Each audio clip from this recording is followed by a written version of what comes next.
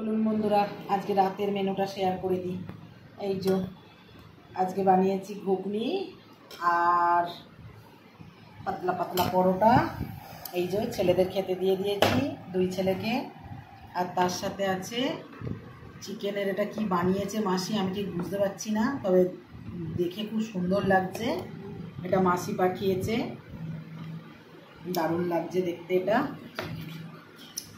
চলো বসে পড়ো, গোলু বসে পড়ো, গোলু বসে পড়ো।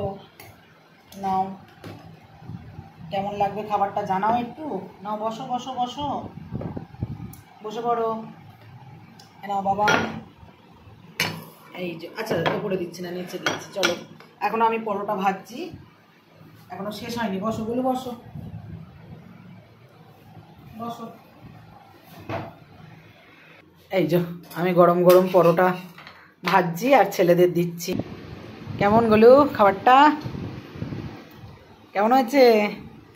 ভালো। চলো।